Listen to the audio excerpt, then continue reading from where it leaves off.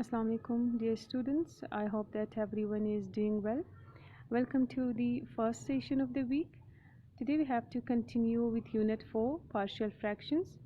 And the topic for today is resolution of fraction into partial fractions when denominator involving variable x consists of repeated linear factors. Dear students, before proceeding towards the topic, let's have a brief revision of the previous topic. In the previous lesson, we learned about fraction, that fraction is the quotient of two numbers.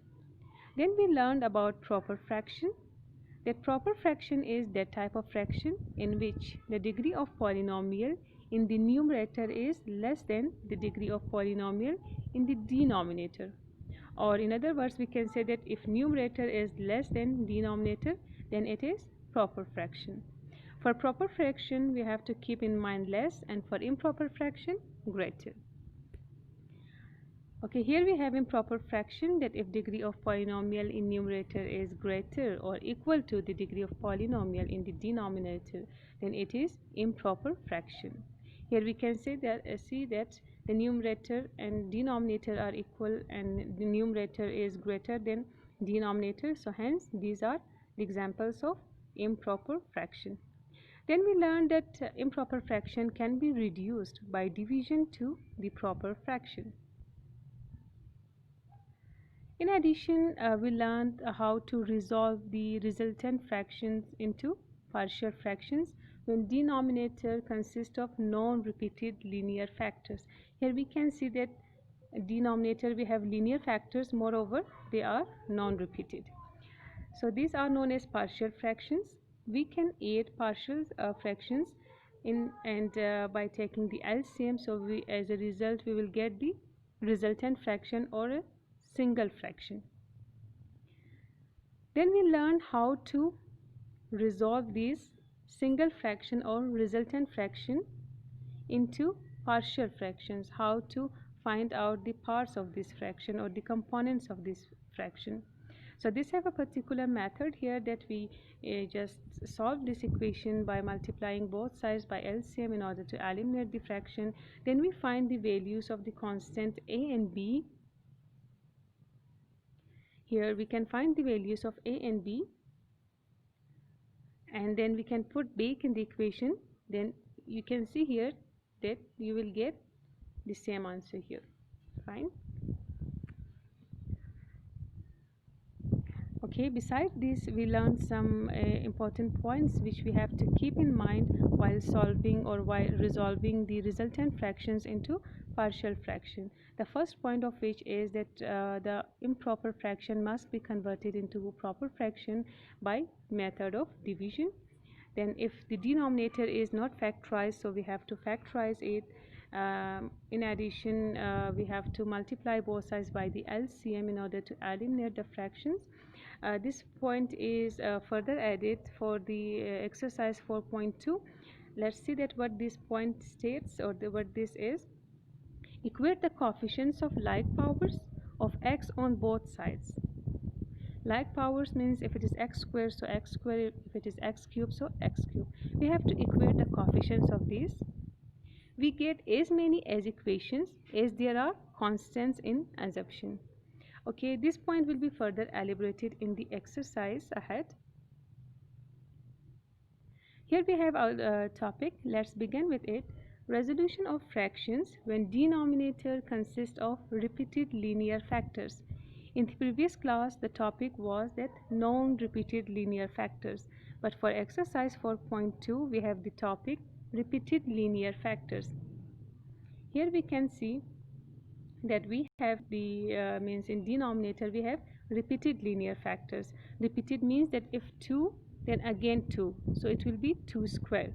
So here x minus 1, x minus 1, so x minus 1 raised to the power 2, it means x minus 1 is being repeated twice. So let's see that how the partial fraction of this type of single fraction is made. So we can make it like a, the constant, x minus 1, then plus b, x minus 1 whole square. If there is repeated linear factor, so in the next fraction we must have square. then c x minus 2. Now a question may arise in your mind that why x minus 1 whole square. So let's clear this confusion by the verification of these partial fractions. You can understand, or you can see that if x minus 1 whole square means, or if it has the power 2 above it, it means it can be written 2 times. We can expand it in this way as well. So let's solve this partial fraction, and we know that when we have fractions we can solve it by taking the LCM. LCM is the product of common and non-common factors. So first of all, let's see that what are common here. We can see x minus 1 and x minus 1 can be common. So common term can be written one time. And what are the non-common factors? X minus 1 and x minus 2. Just ignore what comes in the numerator. We are just going to understand the denominator here. So x minus 1, how many times? We can again shrink it and we can write it means with a square and x minus 2. Now see, these both are same. So therefore when it is repeated, so you have to write square with the next fraction. Fine, because one of this x minus 1 is the common factor and one of this is the non-common factor. So here it will be x minus 1 whole square. Okay, let's begin with exercise, then you will better understand. We have to resolve the resultant fraction into partial fractions. Here you have question number 1. Okay, we can see that the denominator is repeated linear factors.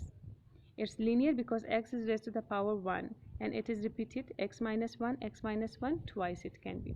So one partial fraction can be 1 upon x minus 1, and the second one will be x minus 1 whole square. The third one will be x minus 2. Now in order to solve this equation, we have to eliminate the fraction first. So let's multiply it with the help of LCM or by LCM in order to eliminate the fraction. The LCM will be this one, x minus 1 whole square, means this one will be always the LCM, because when we will take the LCM of this, so we will get the resultant fraction. So when it is cancelled here, we can understand it by using, see, this one will get cancelled with this, so we'll just have the numerator here x minus 1. Okay, here we can see that x minus 1 and x minus 1 will cancel, so with a we will be having x minus 2 and x minus 1. Okay, with b we will be having just x minus 2, and with c we will be having x minus 1 whole square. Here we can see. Okay, when you will add one more steps, if you want it to be lengthy, so you can just multiply each term with the LCM, then you will get this equation. It's done here directly, or we can say here, okay, either we can name it now equation number 1. When the denominator is eliminated, so you can name it as equation number 1 here. Now here you can see that we have 3 unknown values or 3 unknown constants, a, b and c. Okay, whereas we have just 2 values of x. How? Because one value of x will be 2 and the other value of x will be 1. Either you just get the value of x from this, or from this factor you will get 1 as the value of x. So we have 2 values of x, but we have 3 unknown quantities. So the question arises here that how we can, the 2 constants or these 2 unknown values can be found out with the help of these values of x, but what about the third one? So for that we have to go with the fourth part which was added in the note slide. Okay, so for that purpose we are going to expand this equation again, and we will make it equation number 2. So how we are going to expand? We know that when we have bracket we will go with the multiplication, x with x, x square, okay, minus 2x, this is done directly here, and minus x, so it will be minus 3x minus minus plus 2. Now this is written as it is, and x minus 1 whole square, it means we have to apply formula here, a minus b whole square. So this is a square minus 2ab plus b square. A is being multiplied with all this bracket, b is multiplied with bx and minus 2b, and c is also multiplied with this whole bracket. Now here what is done, this equation is arranged. How? Square terms are written first, mean quadratic terms are written first, like ax square and cx square, then linear term like 3ax and bx, then minus 2cx, then at the last the constant terms are written 2a minus 2b plus c. this is just done, arrangement is done just for convenience. Okay, now this is equation number 1. After expansion of this equation, we will get equation number 2. Using these two equations, we will find the unknown values a, b and c. So let's see that by putting x is equal to 2, which value can be found. Okay, you can see here that if you put x is equal to 2, so 2 minus 2, 0. This will, a will get 0 here. If you will put 2 here, so b will get 0. So by putting x is equal to 2, we can find the value of c. So if you run short of time, so you can do it directly as well, that you just write this directly, that a will get 0, b will get 0, and just you can put the value in c, and here you can directly put 0 and 0. Okay, if you put x is equal to 1, so what will get 0? If you put x is equal to 1, you can see here 1 minus 1, 0. So when it will be multiplied with 0, so a will get 0, c will get 0 because 1 minus 1, 0, but b will not get 0 because 1 minus 2 will result in 1. So by putting x is equal to 1, we can put the we can find the value of b. So let's go ahead, then it will means you will understand it.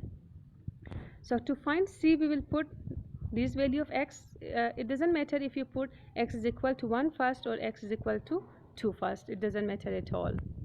So put x is equal to 2 in the equation. So here you can see that wherever you will see x, you will put the value as 2. So by the calculation, we will get c. You can see here a will get 0, b will also get 0, but c will not get 0. Fine here. So c1 is c, and the value of c will be minus 1. Now by putting x is equal to 1, a and c will get 0, but b will not get 0. So we can find the value of b by putting x minus 1 is equal to 0, then x will be 1, and by calculation then we will get, you can see here 1 plus 1, 2, 2 minus 3. Now a will get 0, okay, c will get 0, but b will be minus b, and the value of b will be 1. Now means we have put the value of x is equal to 2 as well, and x is equal to 1 as well, and we found the value of c and b, but a is not found, and we don't have any other factor so that we can find the value of x, and we can using that we can find the value of a. So for this we have another method, and this is equating the coefficients. Since we know that this is equation of identity, both sides are same, so it means every number here, every term will be equal to each other. So let's equate the coefficients. We can equate the coefficients from the expanded equation from here, because here it is not in expanded form, so we cannot recognize the we can see the means variable with same powers. So therefore it must be expanded. Now you have to equate the coefficient of means the variables. So you can see that you have the variable x square, you have the x, and you have the constant terms as well. So which value you are supposed to find? You are supposed to find a. So you can see here a exists with x square, and a exists with 3a as well. So up to you which coefficients you want to select. If you want to equate the coefficients of x square, so you can see here that wherever you can find x square, here you can have x square, here you can have x square, and here you can have x square. Fine. So and no more you have x square. So let's go ahead, that the coefficient of x square at left hand side of the equation is 1, and the coefficient of x square here is a, and the coefficient of x square is c. So the equation will be 1 is equal to a plus c. Here you can see 1 a plus c. So okay, is equal 1. We can make the equation like this. Now a as it is, we have already the value of c, which is minus 1, so we can put the value of c minus 1, and we can find the value of 2. The value of a. Now the required partial fractions will be, the value of a will be 2, the value of b is 1, and the value of c is minus 1. We can put back in the equation, and we can have the partial fractions. Now we have question number 3, and it will be done in the same way. Okay, a x minus 1, b x plus 2, and since it is being repeated, so c will be x plus 2 whole square. Now again, in order to find these values, we have to eliminate the fraction by multiplying the LCM. This will be the LCM, so this will get cancelled. 9 with a, what will be? X minus 1 and x minus 1 will get cancelled, and x plus 2 will come. With bx plus 2 and x plus 2 will get cancelled, so x minus 1 of x plus 2. With cx plus 2 and x plus 2 will get cancelled, and we will just have x minus 1. This is done directly here. Okay, this is equation number 1. From this equation, in this equation we can put the values and we can find the unknown variables or the unknown constants, you can say. But in expanded form of the equation, we can go or we can use it for equating the coefficients. So this is equation number 1 and this is equation number 2. These equations are useful for finding these unknown values. So we can derive two values of x from here. X is equal to 1 and x is equal to minus 2. If we use this, again we will get the value of x minus 2. So let's see that by putting x is equal to minus 1, which of these will get 0. So if you put minus 1, b will get 0, 1 minus 1 0, this will get 0 and c will get 0, but a will not get 0. So we can find the value of a. Okay, first of all, let's means expand the equation, then we will go with putting the values. So by expansion, you can see here that this is a plus b whole square, so the formula can be applied, a square plus 2ab plus b square. Then you can see here that these both can be multiplied and c will be multiplied with c x and minus 1. And by arrangement, x square should be written first, then linear term, then constant terms, and you can name it equation number 2. Now we can put the value of x is equal to 1 in the equation and we will get the value of a. The calculation you can easily do yourself. You can see here that b will also get 0 and c will get also 0, and we can find the value of a as 1. Now the next value is put x is equal to minus 2.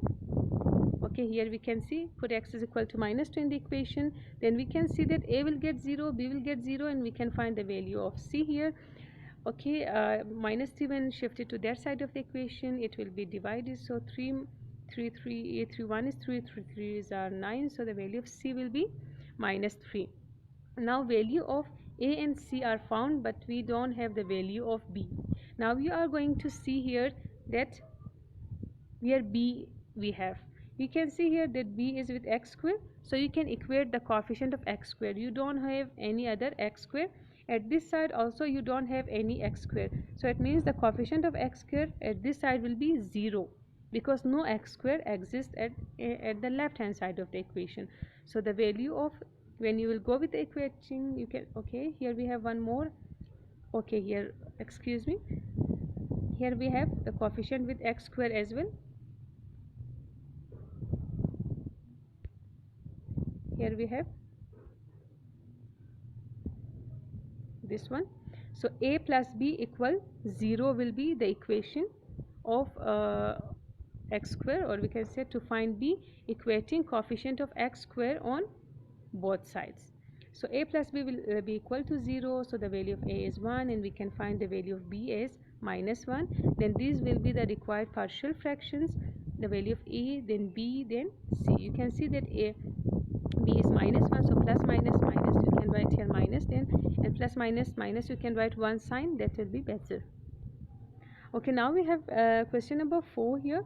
You can see that in question number 4, it's must that before proceeding towards making the partial fraction, you must see that whether the fraction is proper or improper fraction.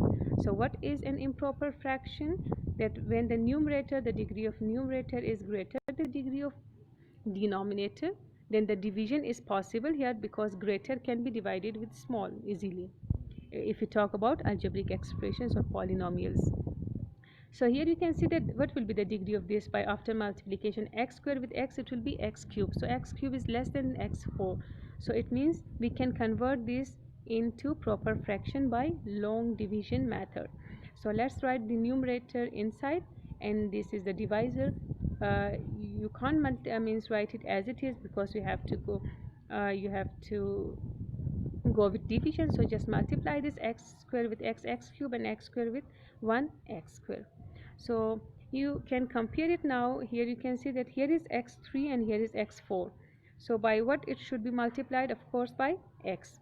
So x cubed with x will result with x4, then x cubed should be multiplied by 1 and you will get x cubed here. This is mistakenly written, this is x cubed. So now write x cubed first, then 1 later. Now again x cubed should be multiplied by 1, then we will get x cubed, then x square will be multiplied with 1, so we will get x square here. Okay, this one will get cancelled here, and we will just write this in arranged form. X square should be written first and 1 should be written later here. Okay, here we are done with division.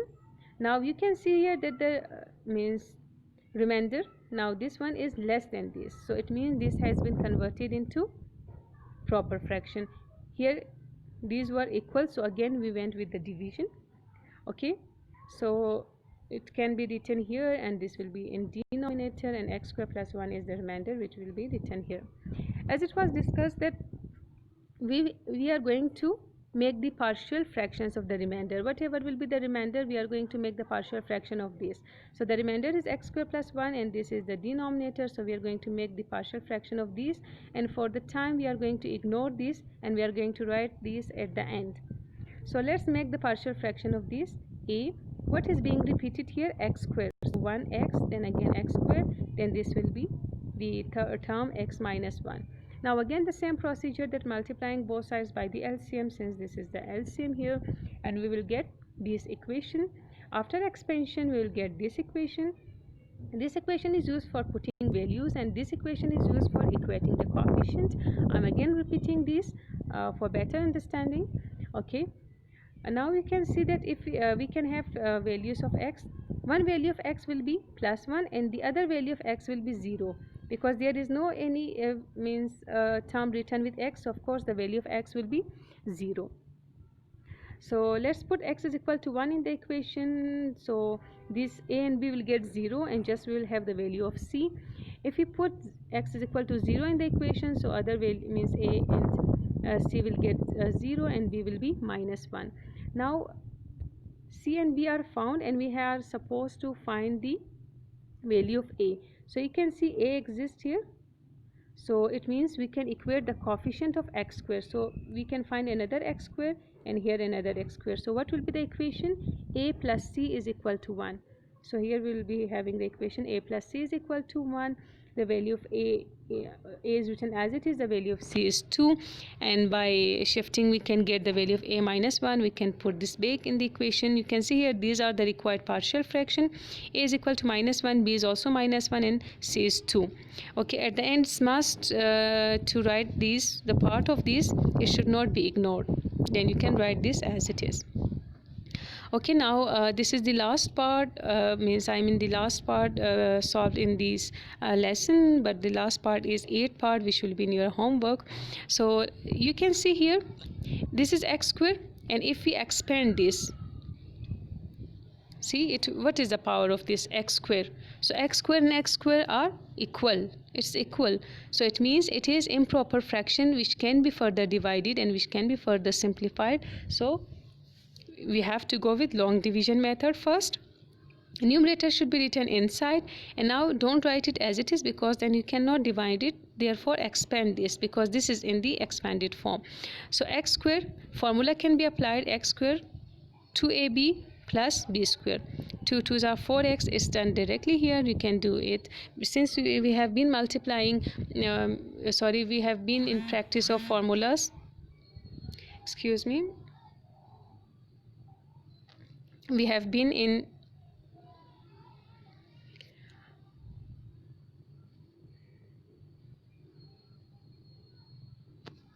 excuse me for the inconvenience. Okay, we have been in practice of formulas, so therefore it's done directly here. Okay, now you can see here that here we have 3 and here we have x square. So x square should be multiplied with 3, so we'll get 3x square. 3 4s are 12 and 3 4s are 12. Now by subtraction, 15 minus 12 will get 3x, 16 minus 12 we will get 4 here. Okay, now you can see that now the degree is less than this, so it is converted into proper fraction. 3 will be brought down and x square should be written here. This is basically this one, the same thing. You can again write this in this form. So now let's make the partial fractions of this remainder here. So ax plus 2 and bx plus 2 will be the partial fractions. Let's go again with the same procedure of multiplying with the by both sides by the LCM. Then we will get this equation. By expansion, ax plus 2a plus b will get the second equation. Okay, now we can have how many values of x we can derive from here? Of course, one value, because x plus 2 and x plus 2 are same, so the value of x will be just -2. So one value we can put here. X is equal to -2 in the equation here. See, instead of x -2 is put, instead of x -2 is put, and plus b. Now what will get 0 here? A will get 0, because 2 minus 2 will be 0. Then we can find the value of b here. So the value of b will be 2. 6 minus 6 plus 4 minus 2. A 0 is 0. No need to write plus b. So the value of b will be -2. Now in order to find the value of a, we have to equate the coefficients. So how we can equate the coefficients? A exists here, so you can have this one. Fine, no x you have, so you can equate the coefficient of x. The coefficient of x here is 3, then equal sign, then the coefficient of x here is a. So a is equal to 3. We can put the values here and we can find the means this is the partial fractions of this resultant fraction. Don't forget to write this 3 which comes from here. Okay. Here we are done with the exercise 4.2. I hope that you understood it, though it is a little bit technical and conceptual, but I hope that you have better understand it. Okay, here is your assignment. You have to go with exercise 4.2. It consists of 8 parts, so you have to attempt all the parts in your neat notebook. Have a nice day. Stay blessed. Thank you.